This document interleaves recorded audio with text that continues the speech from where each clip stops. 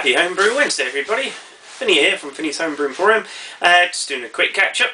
Sorry, missed the last couple of weeks. I've been rather busy with beer van and all the rest of it. So, first things first, the speciality ingredient brew. So, it's about a week ago, no, Monday, we started this brew, and we got given strawberries, because coming into spring, I asked for a spring theme. So, any of you who's tried to use strawberries in the past, they're quite sort of got a lot of very delicate flavour, really hard to sort of get through to the beer. So I thought I would do another Berliner Weisse, and the pineapple one that I did previously seems to have come out really well. It's really enjoyable to drink, so I thought, well, we'll try again. And being as light as it is, hopefully the strawberries will be able to sort of come through into the beer. So I have this here. So this I'm going to be boiling up soon, but this is my mash that's been souring. So over the last few days, so now it's day 4, and that's ready to go. We need to get that fermenting. So we're going to boil it for about 15 minutes, kill off whatever's currently growing in there, add a wee bit of hops, and get the cold yeast into it. So just the same as last time, and then just let it ferment out. So that should be interesting, hopefully. So what we're going to do next, I'll let you go, and you can see I had my SJ Pour Beer entries come through to me last week. So I've got a wee video on that, and then we'll come back and have a wee chat about Beer Varna and what's been going on. There's the Twisted Hop competition that ran last weekend, so we'll catch up with that, and whatever else I can think of in the same time. So go and have a look at the beers I've got, and I'll get on to boiling this up. Catch you in a bit. Rightio, here we are, guys. I've just unpacked my SJ Pour beers. So if you spot yours, over the next 4 weeks I'm going to be drinking some of these. So and it looks like people have gone big. Basically from, where is it?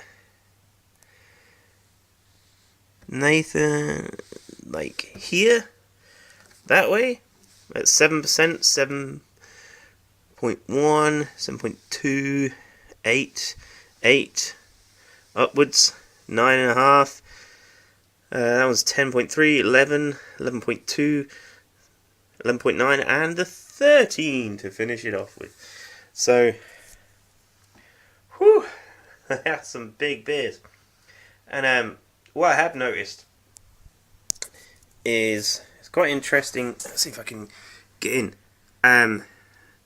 The different fill amounts. So,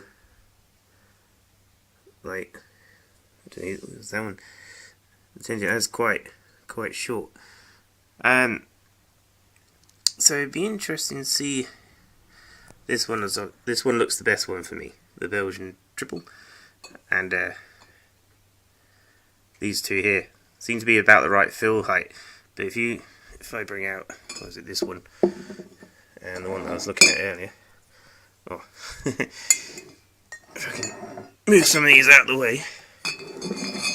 Look at the fill height differences. Like this one here, with all that head space, you're going to potentially have more oxygen going into the beer. And what is it? It's a Scotch ale. So, I mean, it might actually help with the Scotch ale a wee bit. No one likes oxidation, but with Scotch ale, I guess, with all those caramel flavours and what have you, I mean, it might help. But yeah, it's interesting to see, how people's techniques go with bottling. But got to point out one thing. On this one, the Russian Imperial Stout. Cool cap, man. Very cool. So, wow. Should be interesting. So, these only got couriered down today, so I'm going to leave them, for at least almost a week. Put them in the beer fridge, let them cool down, and resettle, and then we'll get into the tasting. Nice one. So, yeah. Looking forward to getting into those beers over the next few weeks. As you could see, It's some pretty big ones, so might have to do a few sittings. So moving on, I've just finished the boil, so we're just cooling down at the moment, and then we'll siphon into the carboy and pitch our coal yeast. So hopefully ferment that out for a week or so, let it settle a bit, then rack it onto some strawberries and see where that takes us. So it should be interesting.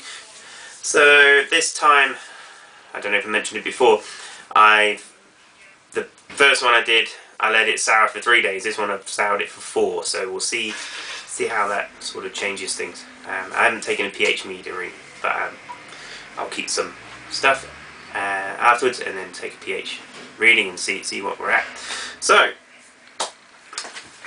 on to other stuff.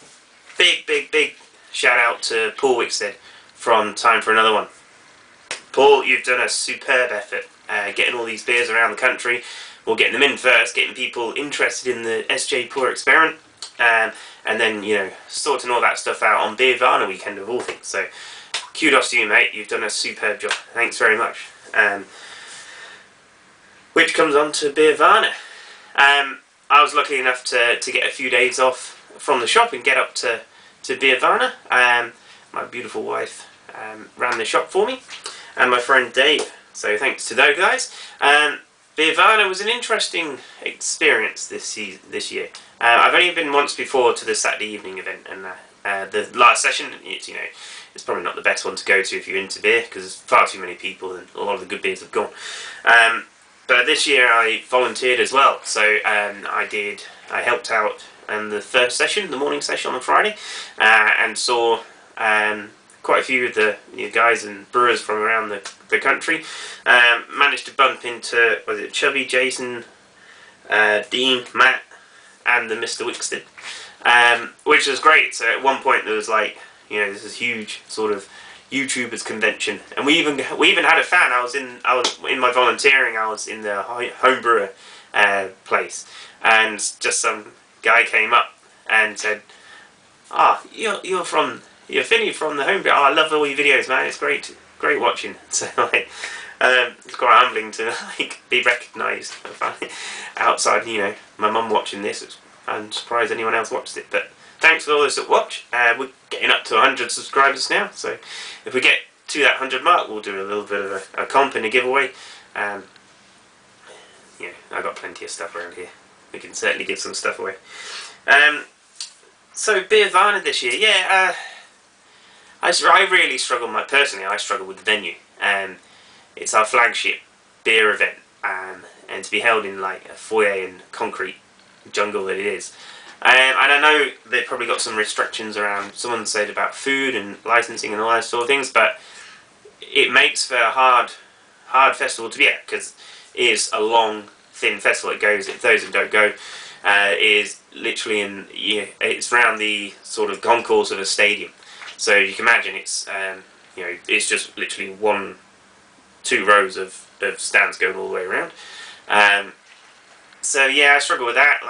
It's hard to plan your sort of event, and get once it gets busier, it's hard to get around that place. So I fed it back to them that I probably won't go again.